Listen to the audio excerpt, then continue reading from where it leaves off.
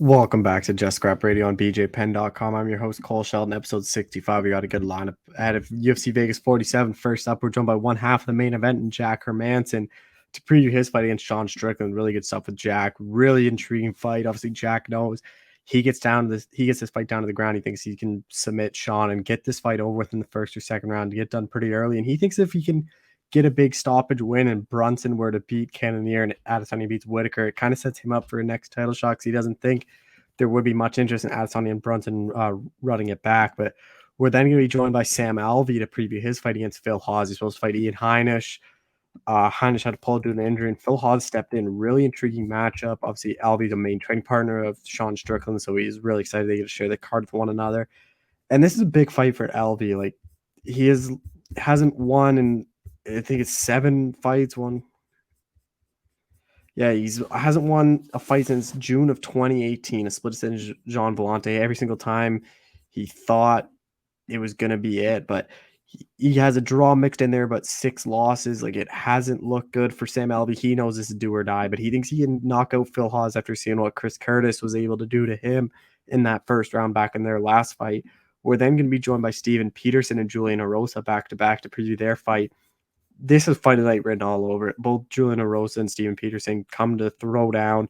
Rosa coming off that big upset win over Charles Jourdain. Steven Peterson coming off an upset win of his own, beating Chase Hooper, which was his second win in a row. But really big fight. Rosa wanted this. He called out Peterson, so we kind of get both the sides of how this fight kind of came together and what both men kind of think this fight's going to be like. But both of them think it's going to be very exciting. We're then going to be joined by Jason Witt to preview his fight against Philip Rowe. Jason Witt coming off that win over Brian Barberina. He said that win kind of saved his career. If he lost, he knew he would have been cut and he would have retired. He said he's already getting up there in age. If he gets released in the UFC, that's it. He doesn't care about fighting on regional shows anymore. But really intriguing match against Philip Rowe, where he thinks he has a lot of advantages with his grappling. And we close things out talking to Bryan Battle to preview his fight against Trayshawn Gore on the main card. This is a really good fight. This is supposed to be the finale of Tough. Gore had to pull out due to an injury, and since then they've kind of had a bit of a rivalry. They've been booked about 3 or 4 times. Battles told me in the past on the regional scene never came together, so he's glad it's finally happening now. He wants to put a stamp on that he is the true winner of Tough and really just wants to finish Trayshawn and kind of shut everyone up, him and all his fans up, that saying Gore would have won the show. But really good show. Be sure to tune in next week for an episode about UFC 271. Thank you all for listening. Be sure to share the show, subscribe, and thank you all for listening. All right, we're joined by UFC middleweight Jack Hermansson, who's headlining another card. Jack, how's it going, man? It's going good, my man. How's it going? It's going well here. I was headlining another card. Like, how excited were you when you got that news that you'd be another main event? I'm super happy. I feel privileged to get these main event slots. It's always great to headline a card that shows that the UFC is appreciating you as a fighter and are willing to put you in the spotlight. So I love that. Sean Strickland, like, did you think this was going to be the guy you'd be matched up against?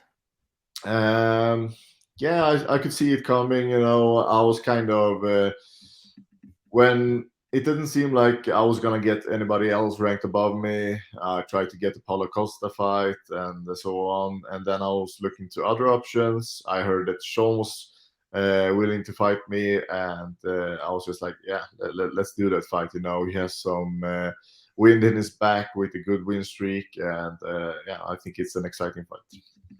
What have you made of his last little run? Because obviously he had that motorcycle accident, took like 2 years off, and then since then he came back 4-0 at middleweight, like wins over Uriah Hall, knocked out Brendan Allen. Like, he's looked really good since he came back. Yeah, definitely. I think it fits him better in middleweight, where he can have a little bit more energy, since he is a cardio fighter, pushing forward all the time. It seems like middleweight definitely is his weight class. So I'm impressed by what he has done so far. How do you prepare for him? Because he has such a weird style where it's just always coming forward and just straight boxing, and like he even leaves his hands down and like starts talking to you in the fight. Like, how do you prepare for that?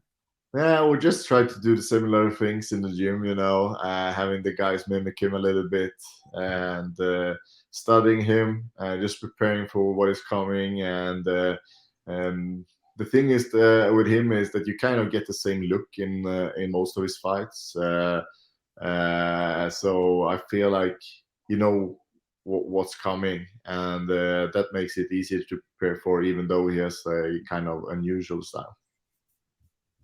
And just quickly, your last fight, like how disappointing was that? You're supposed to be on the Houston card in front of fans, and then you get pushed back, and then it's just at the Apex again in front of no one. Yeah, no, that's the the downside of both the last fight and this one, that it's Apex card. Uh, but yeah, what can you do about it?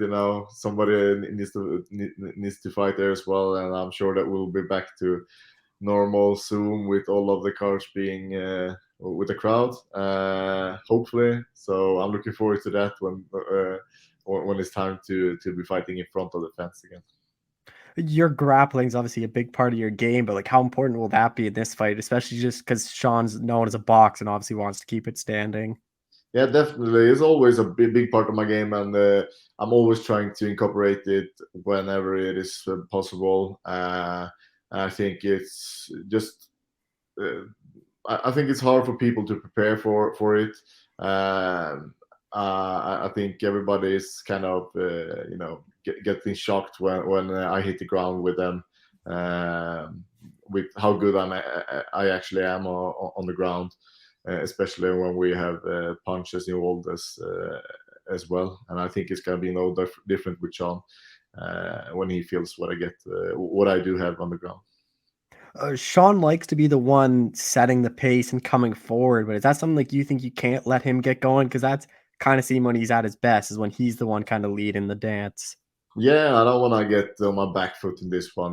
That's definitely when he fights the best, when people are starting to back up and he can,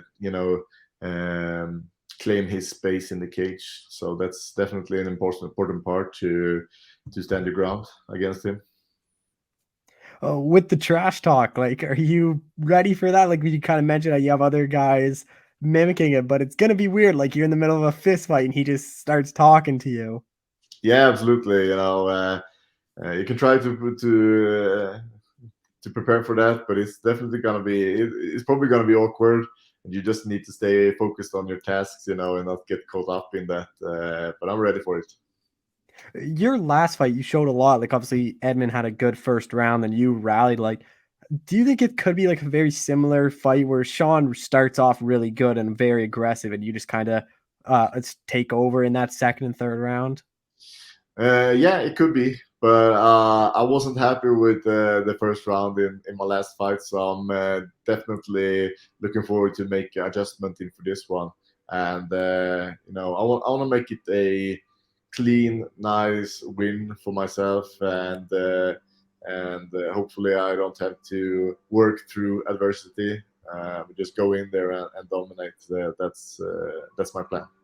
How do you kind of see this fight playing out? Just because Sean is durable, like he's only ever been finished once, and like when he was a welterweight, he fought Usman, and Usman couldn't even put him away. Yeah, that's why I'm looking forward to do that, because then I really can show everybody that I have something special. I have something that most people don't have, and that's the ability to finish Sean Strickland. So I'm looking for early finish in this one.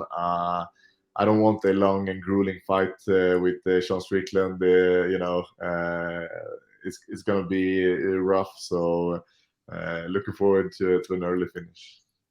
What do you think a win over Sean does for you? Because this is kind of a perfect when you are fighting, because a week later you have Adesanya Whitaker and Kenny or Brunson. So like the top of the division will be pretty clear, and like you'll be on the same timeline as those guys. Yeah, I'm definitely looking to put myself in a position where I can challenge for the title.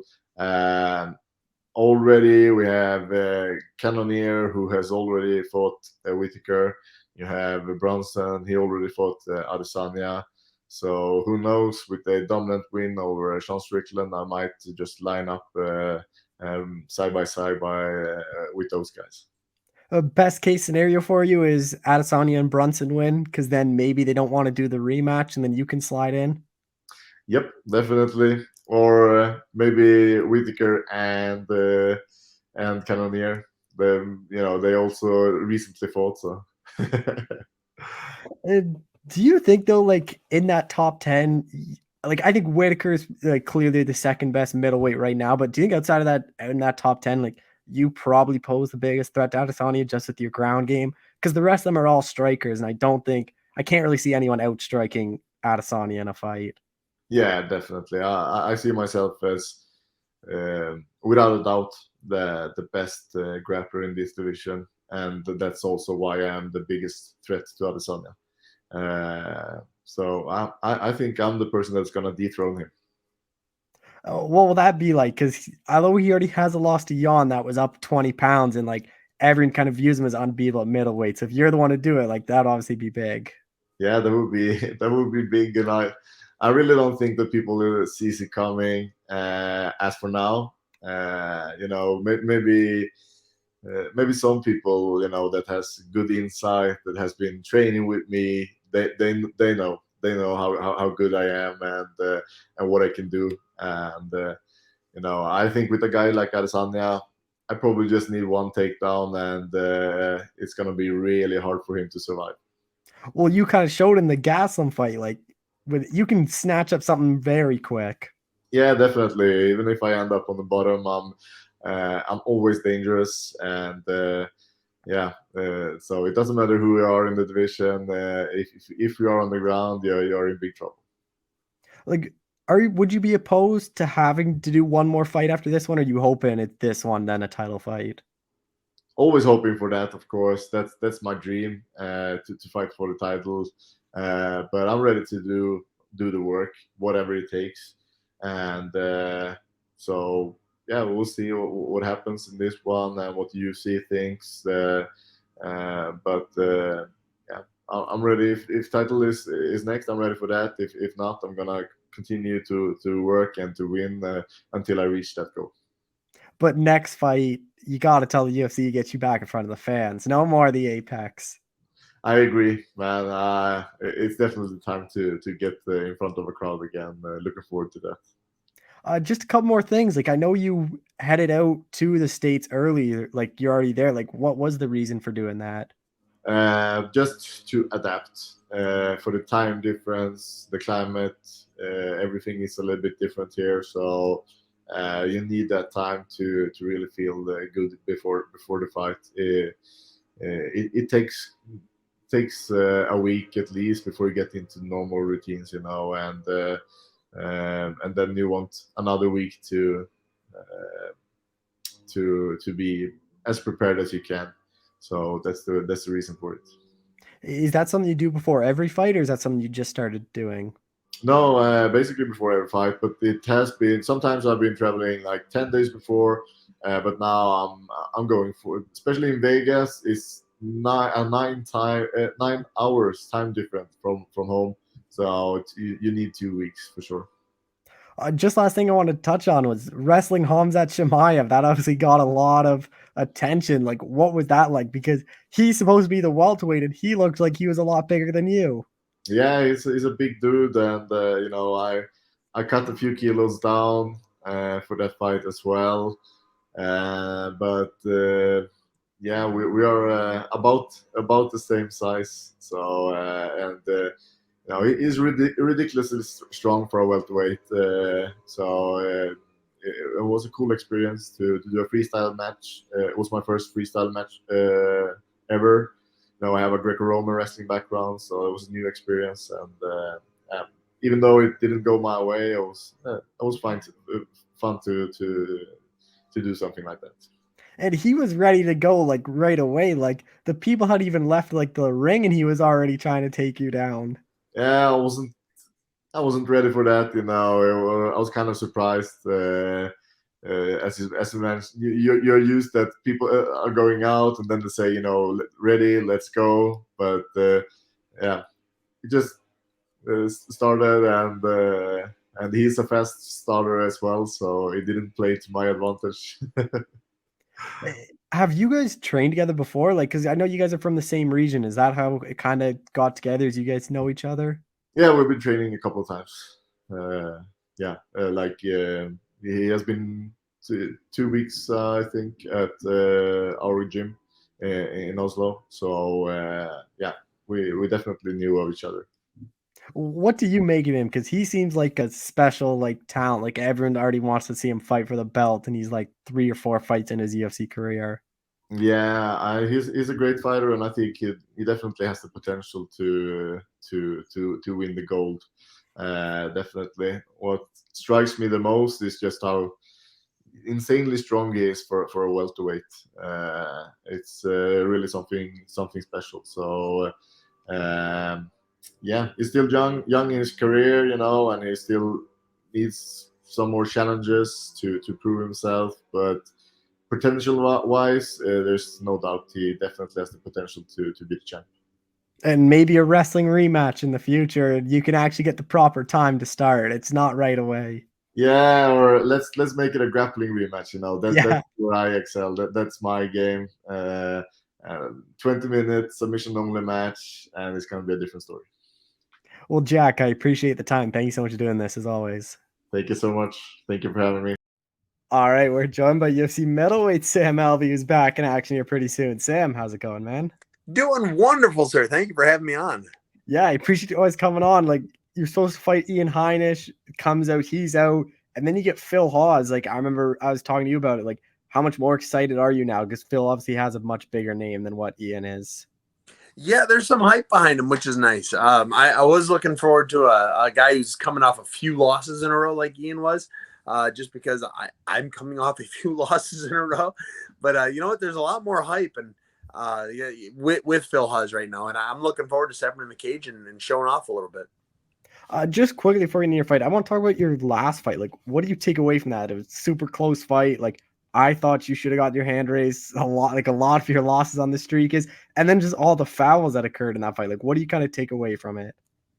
Cheating will make you win a fight. Wellington Turman's a cheater. He cheated the entire fight. He should have been disqualified after the 4th or 5th eye poke. And it affected me more than I should have. I should have been a smart fighter and stayed down. I should have, especially after the 3rd or 4th poke, I should have said, I can't see. Just give me the win. It's what I should have done. But the fighter pride in me took over and said, I can still see out of one eye. I'm not stopping. And it was I should have been smarter in the moment, and it was my mistake. I by staying in there, I rewarded the cheater with a win. Do you think part of that is why you're getting another fight? Because for the past like 3-4 fights, whenever we do interviews, you always say, I gotta win this one or this is it. But you keep getting brought back. Like, do you think that might have been the reason too, is Dana White and the UFC kind of saw what you kind of went through in that fight? They came backstage after my fight and they said, hey, we saw the fight. We know who won the fight. We're sorry, but we agree. We disagree with the judges. So really, the judges, they're always so good and everyone loves them. No, I'm trying real hard not to be that bitter fighter. Oh, those judges, the judges. But God bless it if them judges don't. I don't know if I should dye my hair. It's got to be the ginger in me. They don't like gingers. That's got to be it. With Phil, like, what have you kind of made of his run? Like, he had that really good debut, the 18-second knockout, picked up those 2 wins over Doggers and Imavov, which are good. And then his last fight, like, kind of surprised a lot of people with Curtis knocking him out early. Yeah, so I was saying, Phil Hawes, he really is. He's a stud. He's had some impressive victories, some big knockouts. I did not. People said I was crazy, but I knew Chris Curtis was going to win the fight. Curtis is a seasoned vet. He's got a hell of a chin. His takedown defense is good, if probably not great, but it's good. And then his boxing is just clean. I know the other thing is he loses round 1 every fight. Every fight he's ever been in, he loses round 1. So he was kind of getting beat up round 1, but probably about a minute in, he landed a body shot. And that's where I said, well, Curtis is going to win this. Curtis found his range. Landed a second body shot a little later, and then came over to the, kind of fainted the body, but came over with that left to put what's his name down. Yeah. And that was just it was beautiful on Curtis's part. Doesn't take anything away from Phil. Phil's a stud. He just got caught.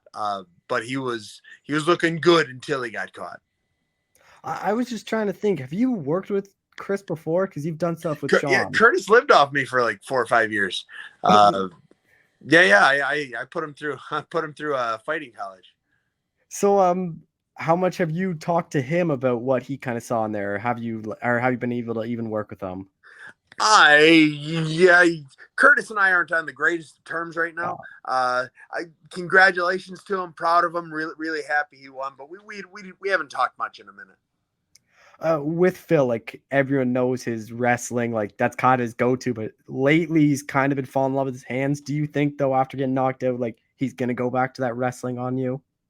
You know, I don't think so. It's possible, but I've got good takedown defense. I've got, I think, the fourth highest in the UFC history. So I think it would be a fun fight if he decided to wrestle. Shoot, maybe I'll wrestle him. Probably not. But his hands have looked really good. I mean, if you look at his last, say, 3 or 4 fights, his hands and kicks, his kicks particularly, have looked sharp. He hits like a truck. He just wrestles a little bit to secure the rounds, I think. But I could see him striking with me until he got hit and then going for the shot.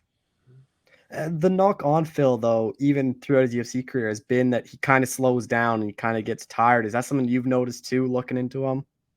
So you can't say his last fight because his last fight was only a 1-rounder. Yeah. But if you go back 2 fights, it was not Nasruddin? Nasruddin and the Dawkins fight. He both of them won the 3rd round against him. No, Nasruddin. No, not Dawkins. Nasruddin did, and he almost Nasruddin 10-8'd him in the Nasruddin round. Got taken down in the 3rd, didn't he? Yeah, and just ground out for the last. I kind of thought Phil lost that fight, but it was close enough. But 3rd round, he just came out and decided to wrestle. I didn't think he looked tired 2 fights ago. So I think, I mean, he is a big, strong dude. He's not particularly tall for the division. So what he lacks in height, he can gain in bicep. And the dude is shredded. So that will take its toll. But I think he's found a happy mix. I think since getting tired in his debut or his first more than 1 round fight in the UFC, he's really picked up the pace. And I don't think he's going to get that. I think he can go 3 rounds. Even before Curtis too, like Nasruddin hurt him. Like we've seen him get hurt as well. Like both his losses were knockouts. Is that something that just kind of gives you confidence? Because UFC, everyone kind of knows how hard you hit. Yeah, but I have to land it. Everyone I fought in the last 7 fights know how hard I hit. Yeah. And I've lost every God blessed one of them, whether I actually did or didn't. See, it's me going back to screw the judges. I hate them all. No, it was my fault, not their fault. My fault. So yeah, I've got to go in there and put it together. I got to get my hands working with my feet. I got to get my wrestling working with my everything. I've had a good camp. I've changed things up a little bit. I've moved to Tennessee. So the first half of my camp, I did Nashville MMA, which was it's a good gym. Coach Dorian's the head coach of their MMA program. He's lived everywhere in the world with Thai boxing and Dutch kickboxing, and he's done Cuban kickboxing. He's a stand-up master. So I got to do my first 2 halves of my camp there, and now I'm finishing up this last half, the last 3 weeks here in California with my home team of Team Quest. Yeah, what is it like going back out there? Because that's kind of been your home for so long as Team Quest. Oh, they welcome me back with arms open. They're my best friends. They really are. It broke my heart leaving them, but I couldn't get out of California fast enough. How do you kind of see this fight playing out? Because more times than not, when you win, it is finding that knockout shot. Yeah, you know what? I can't let him dictate the pace. He's got good stand-up. He's got the wrestling too. So I know if it's close standing, he can get that takedown maybe and secure the round. I can't let it be close. I have to keep my output even higher, even though I have outstruck every one of my opponents in my last 5 fights. I have to do it more dominantly. The judges only count every other punch of mine, I'm thinking. So I got to go out there and throw 3 times as many as I usually do. And I'm hoping if I can start landing, start finding my groove, not letting him dictate. That was something he did to Curtis. He really dictated the pace with Curtis. He kept him at bay with the kicks, and he'd come in with the big combo. And Curtis found a way around it, but it really wasn't because of. I can't say it wasn't because of Curtis. Curtis landed those body shots, set it up really well, but it was. The fight was dictated by Phil until Curtis found his opening. Are you putting any pressure to get the finish just because you never know what the judge is? Christ, yes. I do know what the judge is. I know if it goes to decision, I lose. That is what I know. So it is. There's one way for me to win. I have two ways. I can submit him. I can knock him out. That is it. If it goes to judges, I lose. And that's just a guaranteed. It's they my last fight, they took 2 points and still found a way to give it to the other guy. It's going to be an exciting fight. I can't wait to step in that octagon with him. I'm not fighting for a decision because I will lose the decision. I am fighting for a submission. I'm fighting for a knockout. I'm fighting for a stoppage. The kind of joke we've made the past couple times is it's do or die for your career. Is it the same kind of thing going into this one as well? Yeah, I got to quit saying that because I'm not done or died. Well, I'm gonna go out there and I'm gonna bust my ass. I'm gonna put on a show. I mean, whether I have won my fights or lost my fights, I'm a fight of the night kind of performer. All of my fights they really have been exciting fights, which I like because I rewatch my fights and they're exciting fights. They're good fights. It's kind of Phil puts on good fights too. I've enjoyed watching all of his fights. So it's. I don't want to say it's added pressure, but it's just the knowledge of I can't hold on forever. So I'm going to win. I'm not going to have to hold on. I'm just going to go out there and get the finish. Did you ever think of going back up to 205 after the loss against Wellington? I'll go if the UFC wants me to. I'm big at 85. I was small at 205. At 85, I might be one of the bigger guys in the division.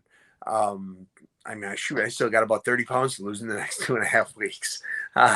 So I'm my cardio holds up at 205 or 85.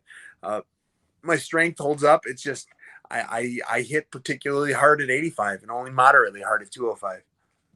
Yeah, that's kind of what my next question was, is the size. Like, how big do you think that's going to be, the size and strength, especially if Phil tries to wrestle you, where you can be probably the stronger guy than what he is? Yeah, I would think so. But if you see that dude, he has dude's got shoulders. Good God. Dude, punch a mountain and might make a cave. I never go in there knowing I'm going to be stronger, but I go in there knowing how strong I am. And I know my strength has been more than enough for almost everybody I've ever fought. At least at 85. 205, a couple of those guys felt pretty strong. And Nate Marquardt felt strong. That guy was different levels of strength. But yeah, I'm going to go in there and I know where I'm at. I know where I will be fight night and I know what I can do. I'm going to go out there and do it. Sean Strickland's headlining the card 2 you're on. What's that like for you? I know you guys have spent time together. That's so cool. I remember Sean when I used to beat him up all the time. Not anymore. But we're getting ready together. I'm going to be sparring with him this weekend, and we've been more than training partners. We really are friends. Even I don't know if he would say that. He doesn't like showing affection towards anyone, but he doesn't hate on me as much as he hates on everybody else. So I'll take that as a sign of friendship. Just a few more things. Like, what is kind of the goal for you this year then? Well, if I could become the UFC champion by December, that'd be great. I've got a list of guys I want to beat up. And I'm going to start with Phil Hawes on the 5th, and then I'm going to start rattling off my list. And we're going to see what happens. Who knows? Maybe Jake Paul's in my future. Yeah, and you can make a couple million. I'm too big and, not retired for him to want to fight. yeah, and it would be a nice little, probably $5-10 million for you to take it? Yeah, something like that. With this fight too against Phil, I know how much kind of pressure is on you, or do you think the kind of pressure is off you just because you thought a couple fights ago this was it, and now you kind of play with house money to speak of? The pressure's on me. If he loses, he still has a job. If I lose, they can't keep me. They can't, and nor should they. I mean, I shouldn't say that part. No, they should keep me forever. But I know what's on the line. On the way I fight in the future depends on February 5th, and I'm going to go out there and do everything I can to secure my job, secure my position in history, and shut Twitter up. God, I hate Twitter. Why are a lot of people just going at you? Oh, not just me. Twitter's just a shitstorm for everyone. Pardon my language. If you've ever been on Twitter and seen something nice said, it doesn't happen. It is just everybody's terrible and everybody's this, everybody's that. Just last thing though, are you a bit disappointed? It's just at the Apex. I thought they might want to get you in front of fans on a pay-per-view. Yeah, I only have a job because fans are as wonderful as they are, and now I don't get to perform in front of them, and I haven't for the last 2 or 3 years. I love the fans of this sport. I have some of the greatest fans in the world, and I really wish I could get out there and perform in front of them. But it is what it is. I'm gonna get the win in front of nobody until they put me in front of somebody. Well, actually, just quickly building off that, like, do you think that's part of the reason why you still are getting these fights is because of a fan favorite you are and the kind of the fights you put on? Yeah, if you look at any of my fights, I mean, I've got 22 fights in the UFC. I've got some really fun fights. I mean, I really do, and like we were saying earlier, I do hit hard, and that's when people ask, "Well, what style are you?" I said, "I hit hard. That's my style." And people love that because the knockout is always one punch away. I had the latest knockout in MMA history until Yair Rodriguez did the spinning elbow to was it the Korean Zombie? Yeah. So it was 5th round. I had 4 seconds left in the fight, and I got a finish back in my MFC days. They know from second one to the last second of the fight, I could finish somebody, and that really that adds some excitement to a fight. Well, Sam, I appreciate the time as always. Thanks so much for doing this. Hey, you're very welcome. Thank you for wanting me on, my friend. All right, we're joined by UFC featherweight Steven Peterson, who's back in action on February 5th. Steven, how's it going, man? Man, it's going well. Honestly, never better. Surprised it took this long to get you a fight after beating Chase Hooper, who was hyped up. I thought they'd get you a quick turnaround. Yeah, I mean, I was open for another fight, but I wasn't really, pushing for it. I wasn't, calling anybody out, and I think that makes a big difference when you're calling guys out. I'm just not the type to call people out. We're all in this game, and one person is taking food off the other person's plate. So I don't have anything personal against most of these guys in the sport. So yeah, I just, try to stay in my lane and work my way to the top. You're fighting Julian Erosa, but he is someone that was calling you out. So did you think this was going to be the fight? Yeah, I figured, the guy was, it was up to him if he had got that win. He was, I believe he was on 2 losses or something like that. And then he won a fight and he was calling me out. And I was like, he was in my message request, and then he started, I didn't even know that he was calling me out. And then he started commenting on my post that I was ducking him. And I was like, who the fuck is this guy? And, so then I looked and I was like, okay, this guy's been talking shit for some time. He obviously wants something that I have, and or he thinks that he can beat me easily, and that's just not the case. I'm not the guy you want to be going and calling out. But anyways, yeah, he had so he won his fight after calling me out. I just paid him no mind. He won his fight, and then he ended up in the post-fight interview calling me out live. So then the UFC made that fight, and here we are. I'm not one to say no to a scrap. What have you made of his run? Because he's been in the UFC, this is the 3rd stint. He's on the Ultimate Fighter, went 1-1, got cut, came back, went 0-3 or 0-2, 0-3, got cut, and now he's back and he's been on a bit of a roll. He's 3-1, his 1 loss to Sungwoo Choi. He's looked a lot better this time around. What have you kind of made of his last little run? Yeah, his last run, he's definitely improved. But those losses that he had were bad. Some of those losses were bad. And, I plan on going out there and giving him a bad loss. I'm looking at his losses. That's how you're going to lose, man. You picked out. You shouldn't have called me out. You should have kept your mouth shut. You should have laid low and kept winning fights. I think that's how you progress is in this sport is just go out there, win fights, and then you'll get on a roll, especially in the featherweight division. It's hard to even get any traction. You need to get a win streak going before anybody even talks about you in the featherweight division. So there's so many of us. I believe some of the guys are like on an 8-fight win streak in the division. Alex Caceres is on a 5-fight win streak. Like that's what you need in the featherweight division before you start really making a splash and getting your name out there. Are you surprised this fight is happening on the 5th when they're in Houston a week later? Man, I was joking with the boss. I was like with Sean Shelby when Jeff fought, and I was joking. I was like, man, you need to move my fight. And then he didn't like that idea. He's like, dude, I can't change anything around. I was like, all right, I get it, but yeah, I definitely I wish I could fight with a crowd. That's something on my mind, but I'll be able to really focus when I'm in there and not have to worry about impressing nobody. I know the boss is going to be there and all that, and I can impress him too, but I don't have to do anything. There's positions where I can kind of control rather than if the finish isn't there, I can play the game a little bit. When the crowd's there, the ref will stand guys up. The ref will break you off the cage much quicker. Not that that's something I plan on doing, but I think it'll change into the mental game because I kind of feed off the crowd, and maybe sometimes that makes me do some stupid things.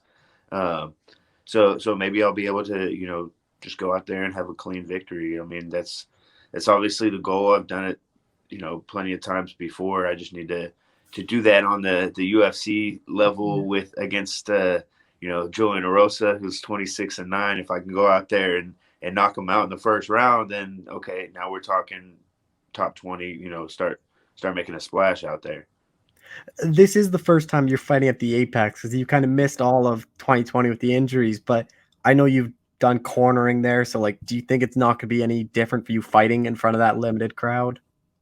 Yeah, I mean, and I fought on the Contender Series on the first season, actually, before it was in the Apex, and that was an experience in its own. But it was similar because we didn't have the crowd, so yeah, it's just more of an eerie vibe when you walk out and there's a crowd. It's like you feel it and all that, and then you walk out and it's like, all right, well.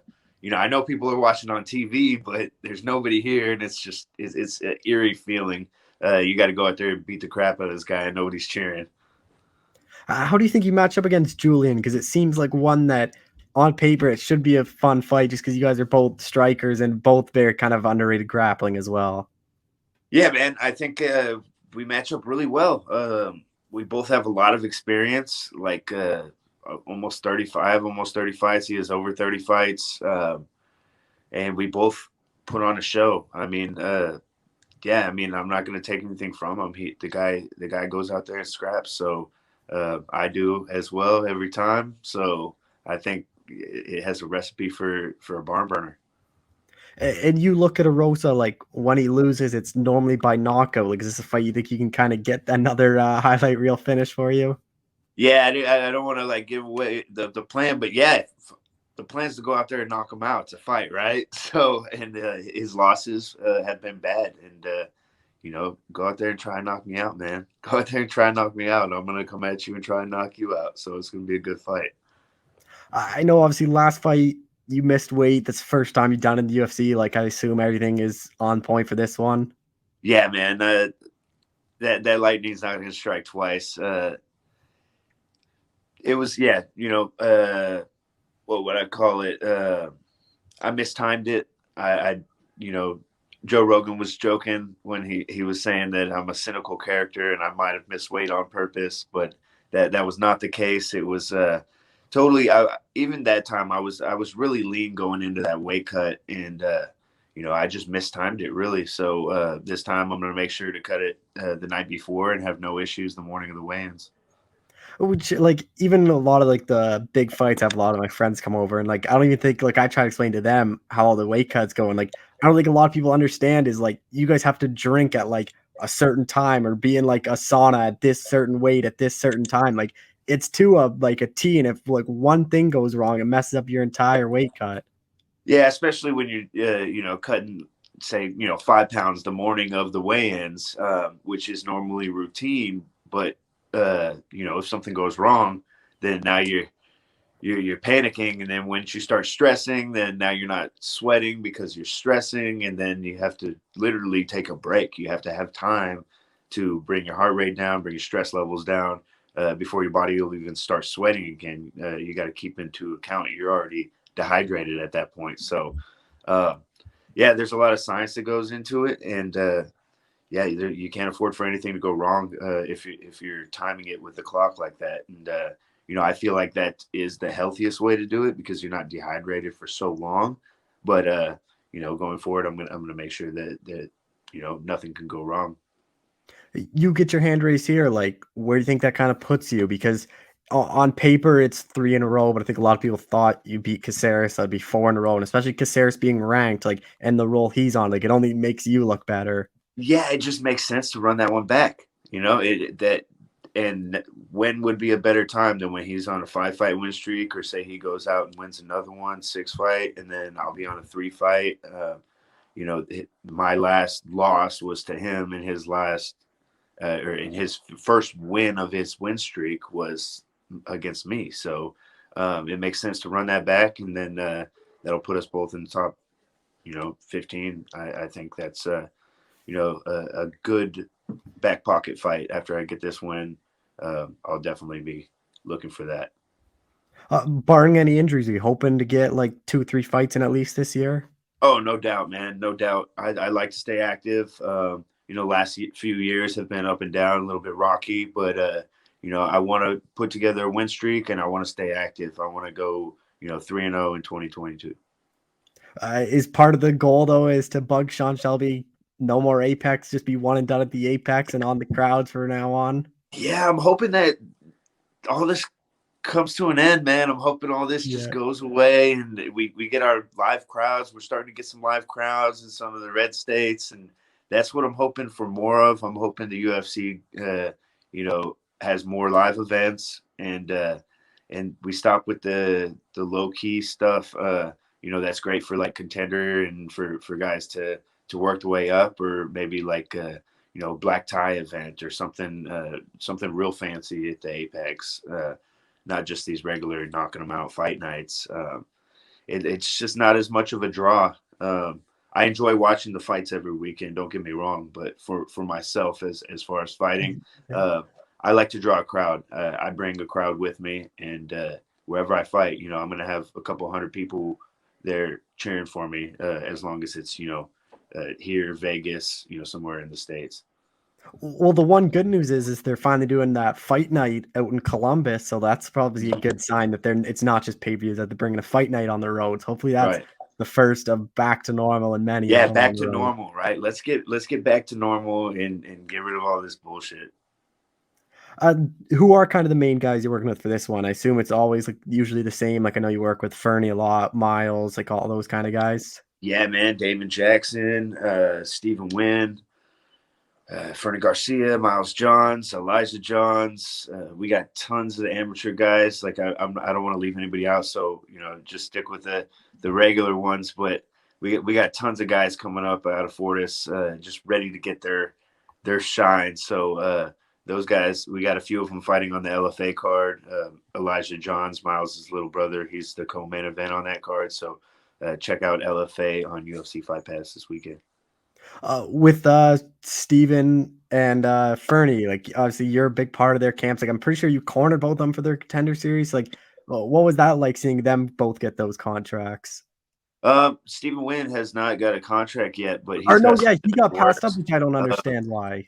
Yeah, I think he fought that fight safe, but they wanted him to go out there and put the work on, and that's what the Contender Series is about.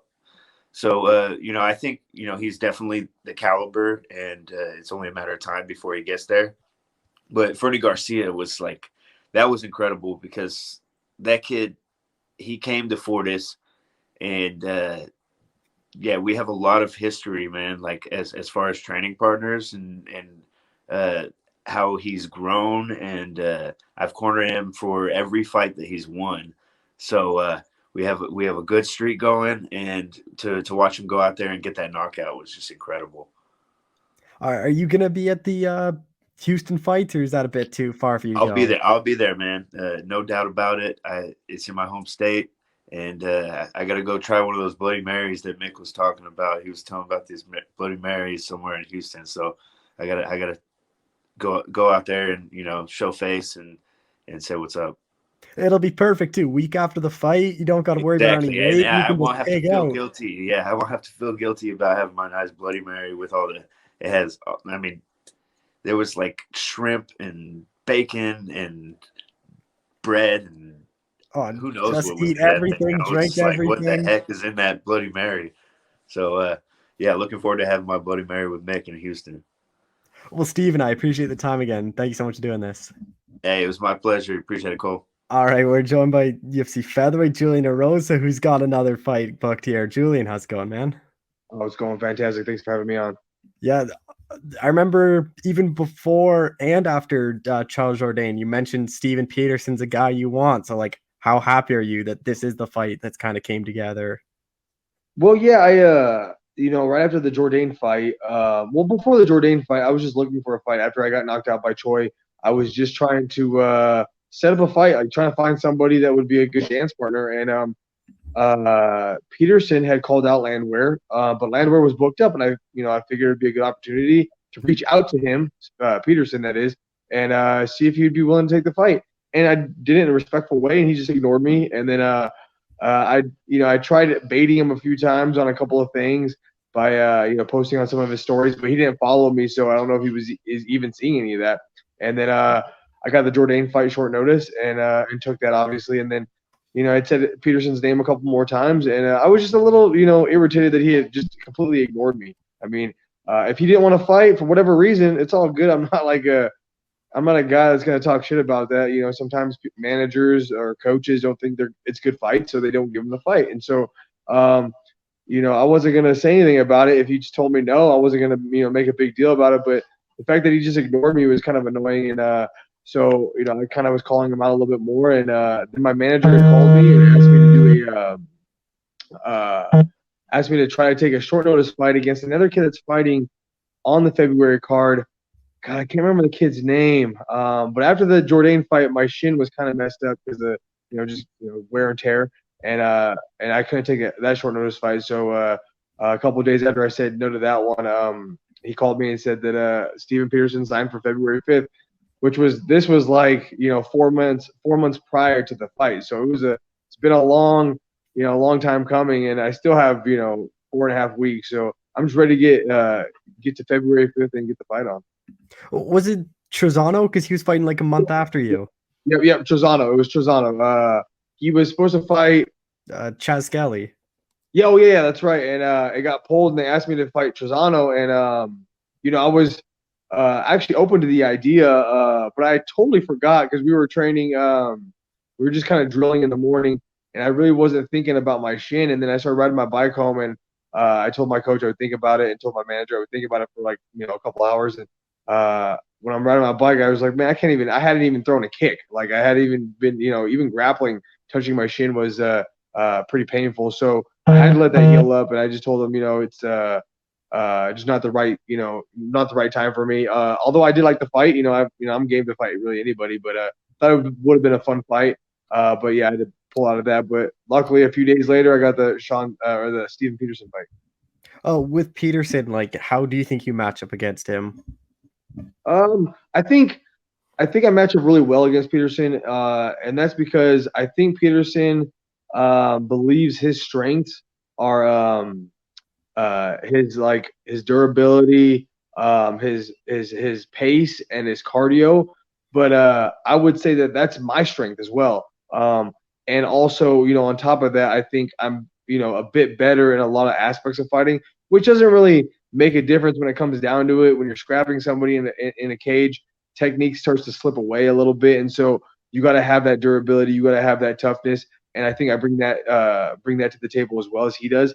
But I think that's what he's relying mostly on. But if you watch most of my fights, especially the guys that I've, like the Sean Woodson fight and the Jourdain fight, these are fights that, I kind of wear the guy out and I end up catching a submission. And honestly, both those, the Jourdain fight, the Darce wasn't 100% the way I like it, but I knew he was worn down, and I knew that if I just got his neck wrapped up, eventually he would give me the tap. And so I feel like with Steven Peterson, it's going to be similar. We're going to kind of, try to burn it out quick, and we'll just see who's got the better cardio. And that's something I pride myself on. Do you pay attention to like betting lines and stuff like that for your fights? Sometimes I do. Especially if I got my friends, they would love to bet on me. But I don't know, I don't look super close at them, unless I got some family or friends that are wanting to bet on it. Because I was just looking, like, ever since you returned to the UFC, every single fight you've been the underdog, except for this one. They finally got you as the favorite over Peterson.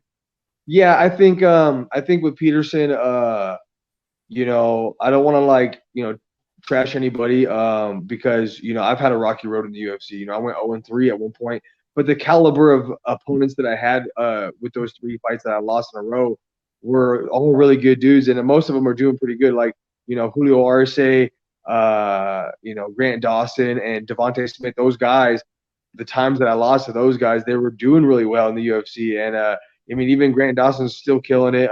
Devontae Smith is having a little bit of a hiccup. But even at the time I fought him, he was 8 wins with 8 first-round knockouts, and I got knocked out first round. So it's just one of those things. But with Peterson, I think he's 3-3 in the UFC or something. He's a kind of a 50-50 guy, and I'm not even that. I'm 4-5, so I'm even less than that. But I think it's all about caliber of opponents as well. And so I think they got it right. I think I should be the favorite. I think I am favored in every aspect of MMA against a guy like Steven Peterson. Although he is a tough guy, and he's a guy that's willing to trade, and people get afraid of that. But me, I'm willing to get in the pocket and exchange. I'm not one to worry about a decision or leaving it to the refs or the judges. Just like I think he's the same way. Win, lose, or draw. I'm going in there and I'm trying to whoop his ass, and I'm willing to take an ass beating to try to do that myself. Are you a bit disappointed it's just back at the Apex? Because especially with Steven being a guy from Texas, the week after is in Texas. I thought maybe, especially your fight, this fight should be one in front of fans. I thought maybe they would have put it on that card. Yeah, I had no idea about the Texas card until after I'd already signed the contract.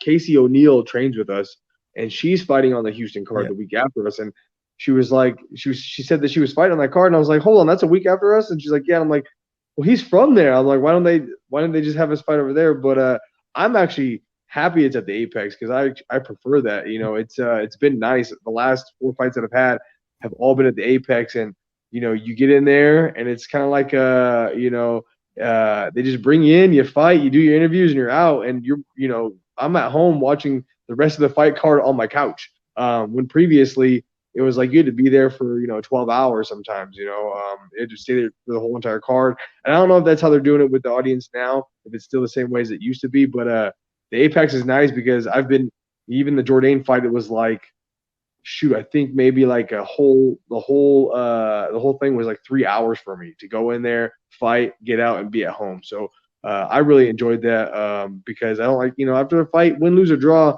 you kind of want to just be home. You don't want to be sitting around hanging out. Obviously if you win, you don't care. You're having a great time. But especially when you lose, you don't want to be just hanging around in the back and you see your opponent and you just you're disappointed. You want to be you want to go home. You want to see your loved ones, and you want to just decompress afterwards. When you get those big wins, you're watching on the couch. Are part of you rooting for the card to suck just to give you a better shot at the bonus? Well, yeah, the last couple wins that I had against Nate Landwehr and Jourdain, I figured might have been a shoo-in for a bonus, but I think they were a little bit biased on the last card with the European guys, and Heidi got a bonus, and then I missed out on a bonus. But I thought for sure that Jourdain fight was going to be a bonus. We had an exciting 2.5 rounds, and then I Darce choke him.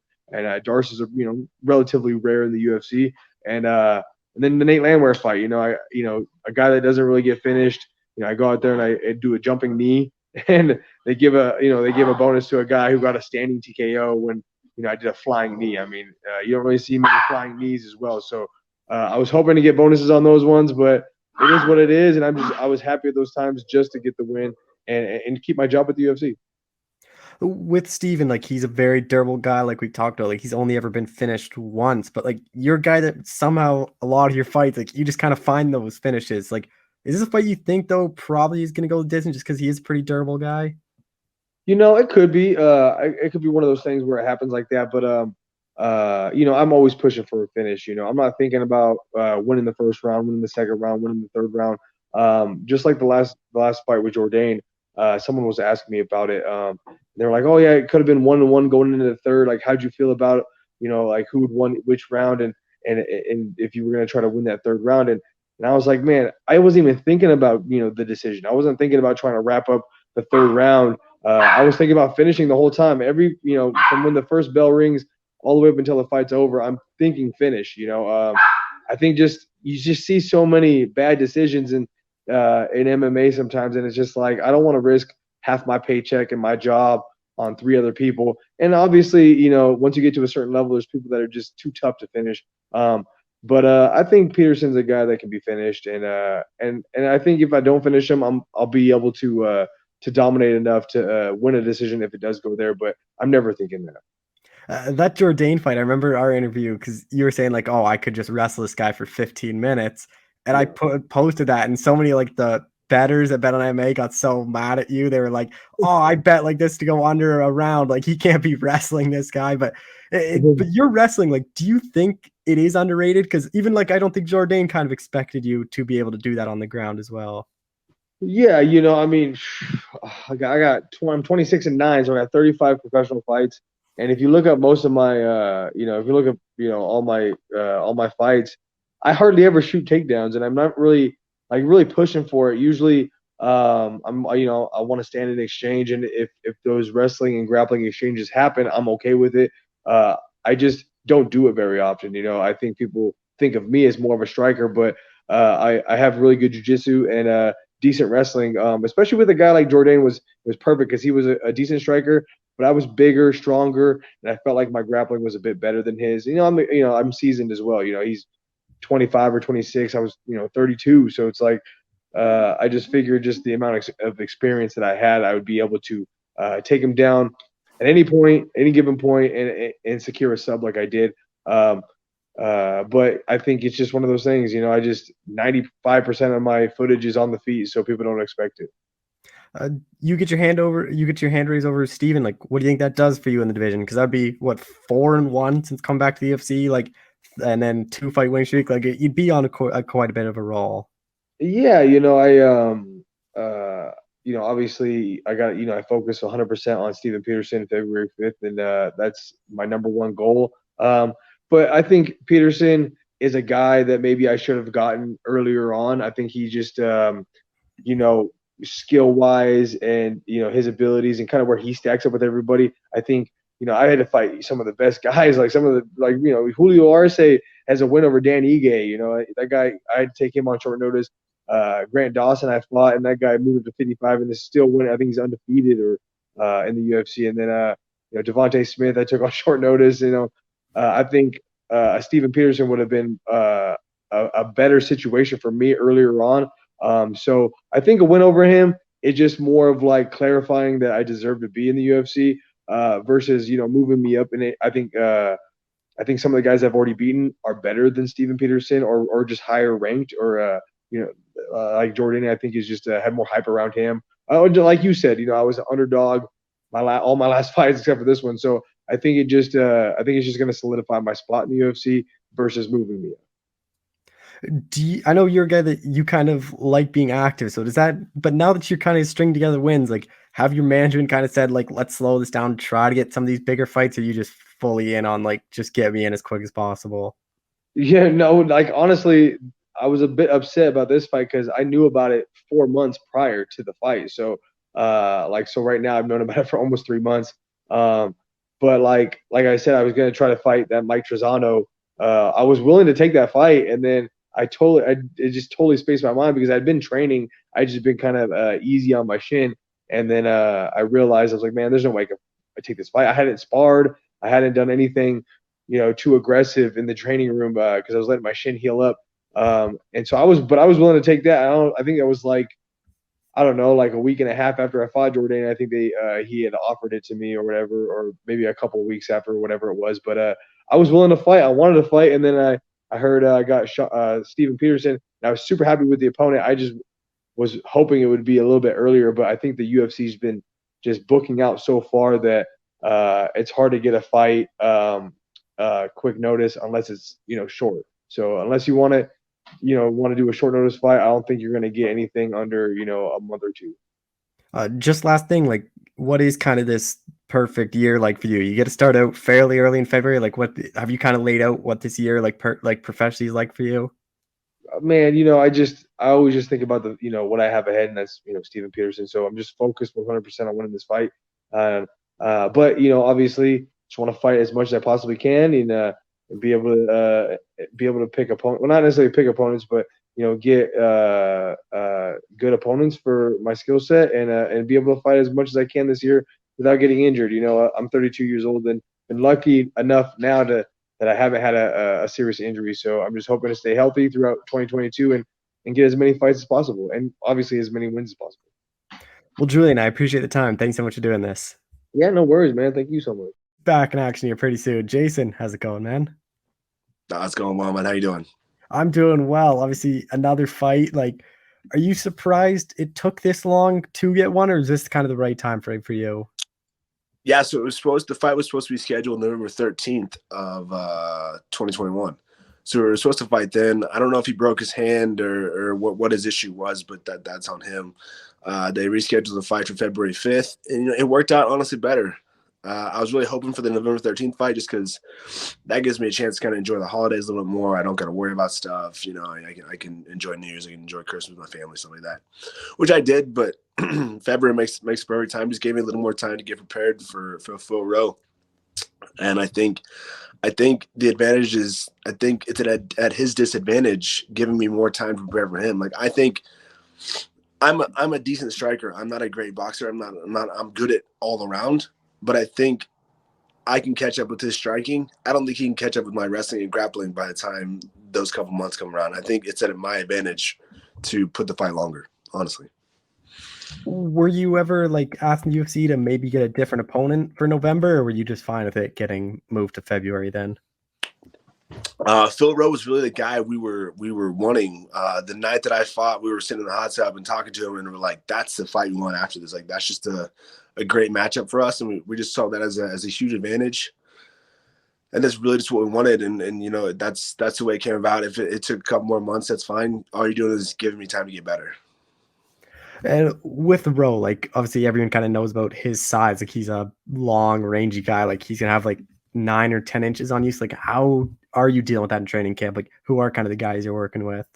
Yeah, I got a lot of good guys in my gym. We just got a guy, Ugly Joe. He just got signed to the UFC. He was on the. Yeah, I talked to him like last week. He's a good guy. Yeah, man.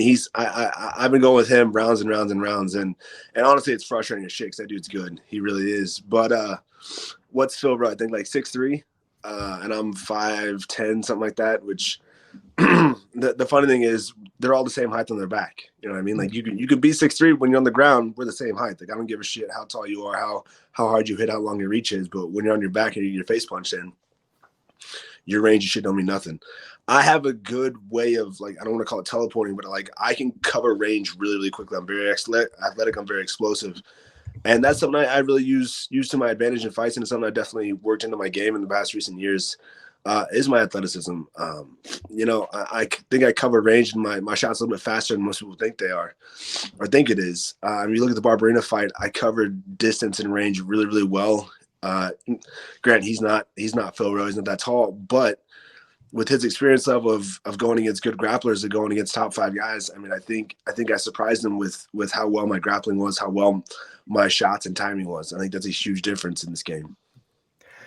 How much do you look at Phil's last like 2 fights in the UFC just because Gabe Green and Orion Cossie had some success with the takedowns? Like Cossie had 2 in the first round, then he kind of gassed out. And Gabe Green, I think, went 2 for 2 as well in the first round.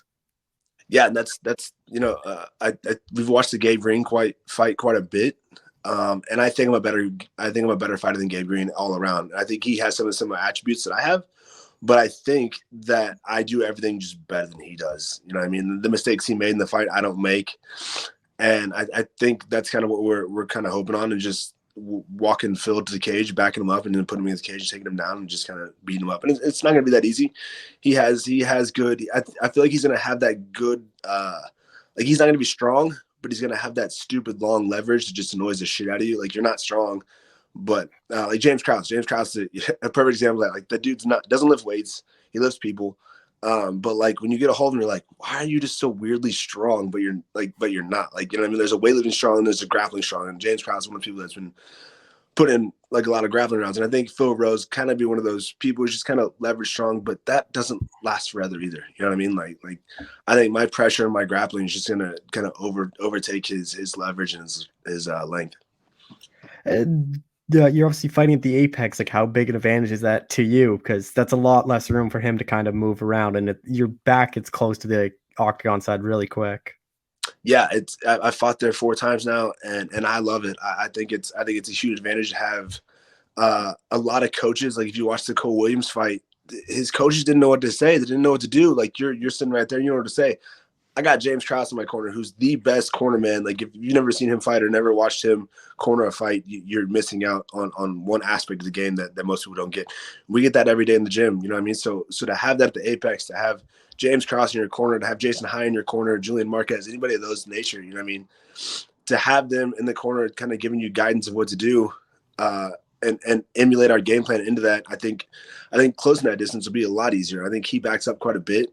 He has good boxing. He really does. I'll give him that. He has good striking. He has ways to create problems, but I think there's something that we're good at nullifying those problems. How do you kind of see this fight playing out? Because credit to Roe, though, like he is a very durable guy. Like I don't think he's ever been, or maybe his first, like his pro debut, he got finished. Other than that, that's it.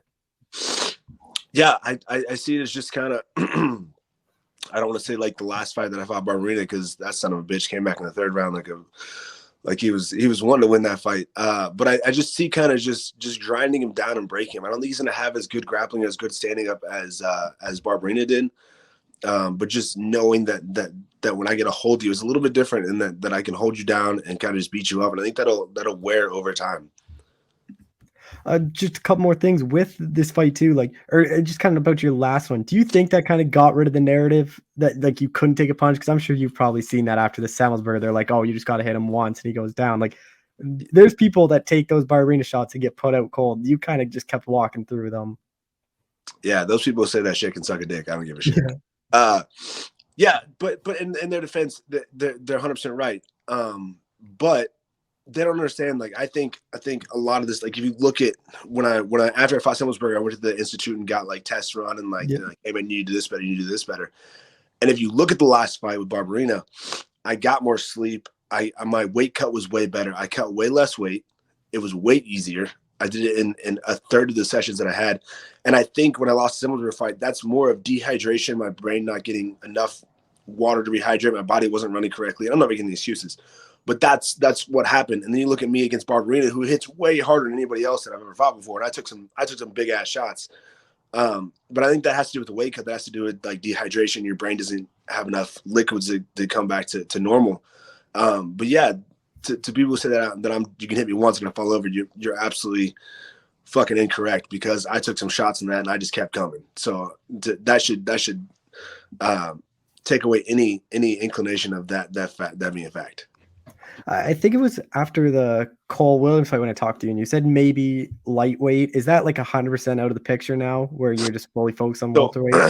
That was one of the reasons we went to the institute, to kind of get some body scans to run this. And it's just not a possibility for me. It'll be too hard. It'll take, it'll take the fun out of fighting. It'll take just me. Like it'll take like a 12-week of perfect strict diet, and it just I don't think it's advantageous for me right now. I'm old. getting way too old for the sport. No, I was kidding, but it's just not something that I don't see as a benefit for me anymore. You know what I mean? I think 170 is not a hard cut for me. And really, I've always fought taller, bigger guys. Even when I went to 55, I fought I remember fighting a guy in Canada. I can't write Ryan Leminger, or not him. That was Mark Leminger. Sorry, I fought a guy, and I cut down to 160, and he was still bigger and taller than I was. I'm like, well, what am I cutting weight for if I'm still fighting guys who are bigger than I am? So I think being at 170 it's good for me to keep my strength. I got to train hard. I don't get thrown around. Like if you look at some of the fights, I'm not getting like tossed around because I'm a 70-year. Like I'm not a big 70-year, but at the same time, like my athleticism and my strength really kind of plays a factor in a lot of that stuff. Are you kind of trying to add more size then, or are you kind of like how your weight cuts go and how kind of you feel?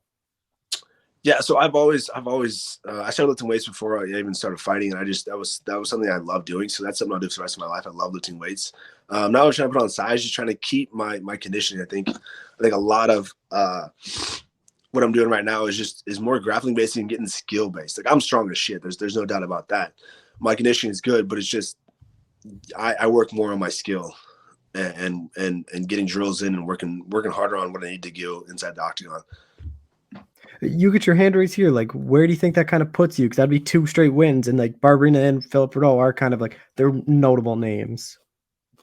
Yeah, I'm not sure. You know, I mean, I'd like to get a top 15 guy by the end of the year, but I think it's a big leap for me, and that's kind of what I'm looking for. That's a huge goal. That's one of the goals I have for 2022 is fight a ranked guy, and I really think I can get there. You know, knock off a couple more wins, beat Phil Rowe, and that puts me in really good contention for that top 15. But that's what I got Iridium Management for. That's what I got Joe Wooster for. Those are the guys that tell me what to do and what's the best fight for me. They're the ones who wanted this Phil Rowe fight for me. You know what I mean?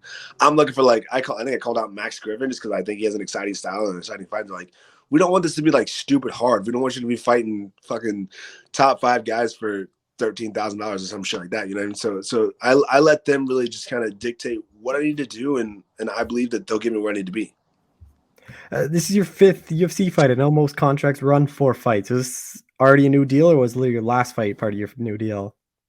No, I got a new deal. So that was the other crazy thing about the Barberina fight was if I'd have lost that fight, I've been 3-1 in the UFC. I'm retiring. Like I don't want to go back to a regional show. I don't want to go back to starting all over again. I don't want to work my way back. Like I'm 35 years old. That would have my last. If I lost that fight, that's my last fight. But I won the fight. I got fight of the night, and I got a new contract. So like all 3 of those just kind of. Like I'm a person who like everything happens for a reason. I'd be like, that's one of the things that happen for a reason. And how much like a pressure reliever is that? Where you know that's like this like going into that fight. Like I can only imagine how much pressure, just kind of thoughts like, oh, is this my last fight? Is this it? Like I'm fighting for my job, and now that you got a new contract, like all that's kind of out of the way for the time being. Yeah, it's funny looking back at it now. It never played that factor in my head. It never I knew it was there. Like I knew this. Hey, this is the possibility, but it never played into my fight. My mindset was, I was gonna win that fight no matter what. I didn't care who. I didn't care if you put like Khamzat Chimaev. I'm winning that fight. I don't care who you put in there. I'm gonna win that fight that night. Like regardless of especially if my last fight, I'm definitely gonna go in there and work my ass off no matter what. Did you like tell anyone like to like James know that like if you lost, like that was probably it for you, or is that something you kept to yourself? I think that was something I kept really to myself. I don't think I mentioned to anybody. It's not something that I needed to put out there in the universe. You know what I mean? Like, I don't want to talk to people like, hey, this is my last. This could be my last fight. Like, I don't want to say that shit. I wanted to go in there and perform the best way I could. And I really think if you look at that fight, that was probably my best performance I've ever had. Minus the 3rd round. We don't got to talk about that shit. That was a crazy round, but that also made me $50,000. So it's like it's give or take. You know what I mean? Like I had the first 2 rounds were the game plan to a T. And that 3rd round was just proving that I could take a punch and earn $50,000. With Krause too, like how big is he? Just because I think I've talked to him before, like he breaks down fights so well. Like how smart he is just incredible. Like how big is that? Just coming up with a game plan, kind of just breaking down your opponents. Well, James, yeah, man, the dude's just a student of the game. He's that guy that he studies. He studies everything, whether that's real estate, whether that's NFTs, whether that's fighting, whether that's whatever it is. That's just how it is. But he's also one of those people that knows his his fighters. He knows how they are, how they react, how they do this. And I'm one of those guys that if you tell me this is our game plan, I'm sticking straight to that, and I overthink it. Like so with him, he's like, hey, this is what we're doing. I'm like, he even told me the other day, he's like, I don't want you to feel like I'm not doing enough for you because I'm not giving you shit to do. Because I know if you just go out there and do what you do, I'll perform my best. So he knows that about me, that instead of being like, hey man, you got to do this, this, and this. Like if he says, hey, you got to get takedown round 1, I will focus on the takedown so much. Like that's all I have to focus on. Like that's what I get stuck in. He's like, I don't want that to happen. So he's like, we'll just go here, and go here. And like, he just lets me kind of free flow. And I'm one of the only people that's like that, but that's kind of his understanding of the game and me as a fighter. Just last question for you. Like, what is kind of this perfect year like for you? Like, you get to fight at the beginning of the year. Like, what's kind of the perfect 2022 for you? Man, I don't look past this fight. I'm February 5th, and that's where I get. I'm one of those people that takes fights one at a time. Like this fight goes well, like I plan on going, then I'm gonna go on a vacation with my wife and figure something out, and then we'll figure out what we got to do to keep moving forward. Well, Jason, I appreciate the time as always. Thanks so much for doing this again. Of course, man. Thank you for having me on. I appreciate it. Good talking to you. All right, we're joined by UFC middleweight and tough winner, Bryan Battle. Bryan, how's it going, man? It's going good, man. It's going really well. Just working hard every day, getting better every day. Looking forward to February 5th. Nothing unusual. Nothing unusual at all. Are you glad this fight's already happening? Like, it just kind of seemed you and Trey had to fight eventually, and it just seemed like the sooner the better, just kind of because there was off the show, there's a lot of people saying like, oh, he would have been the champion had he not gotten hurt and all that. I mean, it's one of those things where people can say that until like their face turns blue, but whatever. Like the part of the show is staying healthy and making it to the finale. And, he couldn't do that. I'm the tough champ, whatever. You know what I mean? As far as like any other reasons, Trey thinks he's better than me. You know what I'm saying? He's telling people that he's better than me. So yeah, of course I'd like to go out there and, show him what's up, show him who's the better fighter, you know what I'm saying? Show him who's the real prospect of the two, you know what I mean? But as far as I'm concerned, you know what I'm saying? And, I know this sounds generic as all get out, but this is like another fight. There's nothing special about this, you know what I'm saying? Every fight camp, I'm just working, I'm getting better, and I'm coming in there being the best version of myself, you know what I'm saying? So, I'm looking forward to it just so I can show off some new stuff that I've been working on. Oh, with Trayshawn, like you've obviously seen him on the show, you saw his fights. Like, how do you think you match up against him? Because on paper, like it's a really intriguing matchup.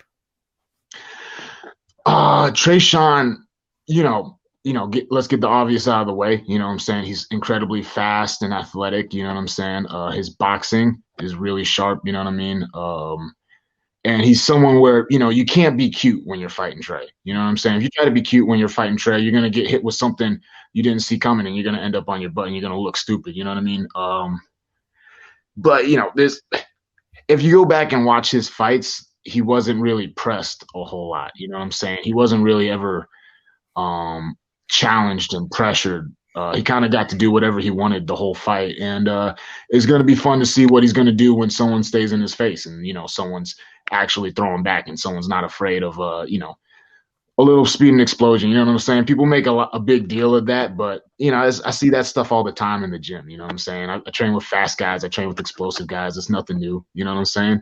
Keep your hands up. Stay disciplined. You know what I mean? Pick your shots. It's another day. You know what I'm saying? Oh, like on the show, like, did you ever like get to know him personally, or were you guys kind of always keeping it apart? Because like it showed a couple moments you guys talking on the show, but like you were obviously close with a lot of other guys. Well, yeah, I mean, if you didn't know, this is like the third or fourth time me and Trayshawn have been scheduled to fight. Like, I mean, I've known of Trayshawn for years. Like, and, he's known of me for years. And so it was really just kind of funny that we both ended up on the show. And, in the house, we're the Carolina boys, you know what I'm saying? There weren't a ton of minorities in the house. So, we had some things we could get along with. But, it wasn't anything like monumental, you know what I'm saying? Like we're very cordial to each other, you know what I'm saying? We know who each other are. I remember in like a little post tough clip, he talked about like wanting to be the godfather of my child. I have no idea where that came from. That came out of fucking left field. Like, I mean, like we know each other. You know what I'm saying? We've been around each other. And you know, if I see him outside of a situation where we have to fight each other, I'll be like, hey, what's up, Trey? How you doing, baby? You know what I mean? But right now it's all business, and you know, he's trying to take food off my family's table. So do you think your experience just having the one UFC fight is an advantage? Because a lot of people talk about like the octagon jitters and just like the UFC fight. Or do you think just because you guys both did tough and it's just at the apex, like it kind of neutralizes it? yeah. I mean, there's a little bit of a difference going from fighting like with no audience and just like Dana White and like a couple of the people in the crowd and your teammates and stuff to fighting like in a normal situation where there's like a little bit of an audience and, you know, you're with your regular coaches and whatever. I think really just my experience overall is going to pay dividends. Like if you look at Trey's record as opposed to my record, like total fights, amateur and pro combined, like I have way more experience. I fought way better competition. I have way more finishes. Like, I mean, it's one of those things where it's like on paper, like I should be a way scarier person than Trey. It's weird how like this perception of him being this terrifying guy, even though he doesn't really have a ton of finishes. You know what I'm saying? He had one really good performance, and everyone wants to put him on a pedestal. But you know, it'll be a good time. It'll be a good time on February. Have you talked to like Ryder or Gilbert about their fights with Tresean? Not since it got rebooked. Because, you know, I was there, you know what I'm saying? I was there. I saw what happened. And, you know, my approach to fighting Trey is like my own. I don't fight like Gilbert. I don't fight like Ryder. You know what I'm saying? And, you know, honestly, I think just watching Gilbert, like I said, his fight, there was a lot of times where he came into the pocket with his hands down, you know, trying to do like, you know, some nice technical things, but with someone like Tresean, probably the biggest thing I learned from the show is you just have to stay fundamentally sound. You know what I'm saying? You got to be able to check the leg kick. You know what I'm saying? You got to be able to return shots. You got to be able to, you know, put pressure on with the basic strikes. And, you know, talking to them, like I've been watching Trey for a long time. So talking to them would, you know, it'd be kind of nice, but I had already talked to them. So it's not something I felt like super pressed to do. How do you kind of see this fight playing out then? Man, the way my mind works and the way I prepare for fights is I have like a million different scenarios in my head. I have the bad scenarios that go through my head and how I'll get out of those. I have the good scenarios that go through my head. Generally speaking, you know, if you watch my previous fights, and based on the way he fights, based on his explosion and speed, you can expect the first minute to 2 minutes to the first round to be the most competitive. But, you know, as I continue to put pressure on him, you know what I'm saying? As I continue to stay in his face, as I continue to, you know, mix things up and confuse him with what I'm attacking him with, you know, he's going to melt mentally and physically. You know what I'm saying? Just like everybody does. Everybody melts mentally and physically when I fight him. You know what I'm saying? Just go back and watch the tape. So I'm expecting nothing different in this fight. How big do you think your cardio will be then? Because you're a guy that can go 15 hard minutes and not just 15 hard minutes, but 15 minutes like on like pushing them as well. You know, cardio, like for me, cardio is like a bare requirement, right? Like I always feel like my cardio has to be in the best place possible before I go into any fight, so I don't have to worry about that. But at the same time, I can't count on that being the avenue to victory. You know what I'm saying? I can't count on Tresean getting tired and me winning the fight because he got tired. You know, that's not something I want to bank on. So, yeah, my cardio is going to be there. I'm in the best shape of my life physically. You know what I'm saying? But it's really, I'm just looking to be better than him everywhere. You know what I'm saying? I'm looking to be better than him on the feet. I'm looking to be better than him on the ground. Wherever the fight goes, I just want to beat him. You know what I'm saying? So, my cardio will be there, and I'm trusting that Tresean has watched fights. You know, he knows me, he knows my reputation. I'm trusting that he's going to come in super duper shape, ready to go 25 minutes. You know what I'm saying? So I'm not really looking forward to that being an advantage. But if it turns out to be an advantage, you'll see it pretty quickly. It'll show itself soon. I've talked to a bunch of people coming off Tough, and they've always said like the first fight after the Tough finale kind of feels like their official UFC debut, just because you have nothing to do with the show. But like, do you still think it's going to take you one more? Because this one's still kind of, for a lot of people, they view it as still a show. That's actually a really fair question. That's funny. But no. As long as I'm wearing the Venom gear, I'm all right with. This is the fight that they booked. You know what I'm saying? Like, we both got UFC contracts. We're both UFC fighters now. So, I am looking forward to. Someone asked me the other day if I'd be open to a rematch with Petrosky. And I'm like, if that's what they wanted me to do, I guess. But it's like, I'd rather fucking fight someone who's a bona fide UFC athlete. And not on the show.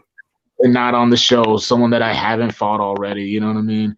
Looking forward to new challenges and whatnot. But, yeah, man, I feel like you can't get wrapped up in things like that when you're getting ready for fights. Like, it's a fight. Whether it's on the Ultimate Fighter, whether it's in the UFC, whether it's in, your fucking gym. You know what I'm saying? You just got to go out there and fucking execute and go out there and take the person out. You know what I mean? What do you think a win over Trey does for you? Because even before going on to Tough, like, he was a guy that had a lot of hype. And like on the show, like, a lot of people are hyping him up. Man, a win over Trey. I think all that'll do is it'll silence some of the doubters. But once again, Trey's like 3-0. You know what I'm saying? Like, most people in the UFC, have 10 to 20 fights and are just absolute killers and, are coming from overseas. So, I'll beat Trey, but, I'm sure after that, people are still going to be talking like, oh, well, he has to fight someone for real. You know what I'm saying? If he fought like a real killer in the UFC, proving, he wouldn't do anything. So once again, it's just one of those things where I listen to all, like, people say don't read the comments, you know what I'm saying? Like, don't, like, it'll mess with your head. I love it, man. I love it. I read all the comments, you know what I'm saying? On Instagram, Twitter, I read them all. And like, I'll heart some and I'll use some as billboard material so that when I'm working out, you know what I'm saying? And I'm getting tired and I'm thinking about, like, maybe taking my foot off the gas a little bit, relaxing a little bit. I'm like, hey, wait a minute. These people don't think you can fight, baby. You know what I'm saying? Like, there's still people out there that, think I can't do the damn thing. So I got to go out there and fucking do the damn thing over and over again. Just like after Trayshawn, just over and over and over again until there's no question. Just a couple more things. Like, you get this win here. Like, do you have someone you want to fight, or is it really just whoever the UFC offers you? And as long as it's not someone on the show. I would love to fight people who've been calling me out. There's been a couple guys on the Contender series that have come out that have, like, said if they were on the Ultimate Fighter, they would have won. There's people who've been saying my name. Once again, I hear all that stuff. I'm listening to all that. So there's a couple people on my wish list right now. Because, right now I ain't shit in the UFC. You know what I'm saying? I won the Ultimate Fighter, but I'm at the bottom of the rankings. So I got time for, any prospects coming up. You know what I'm saying? Like, if someone wants to, like, take what I got, come and try to get it, baby. I'm here. I'm here for it all. You know what I'm saying? I want all the smoke. So once again, long answer to a short question. Not particularly, but there's a couple people I wouldn't mind fighting. Just last thing, like, what is kind of this perfect year like for you? Because you're a guy that likes to be active. So if you can map out like 2022, like, what does that look like for you? At least 4 fights. At least 4 fights. That would be nice. Yeah, like you said, I like to stay active. In this game, you eat what you kill. You know what I'm saying? And so that's something I've done my whole career. Back to when I first started training. I stay in the gym. I love the game. I love fighting. So, yeah, if I can get in there as much as possible, take as many head homes as possible, take as many checks home as possible, that's what I'm trying to do. Well, Bryan, I appreciate the time as always. Thank you so much for doing this. Yeah, absolutely, brother. Thanks for having me.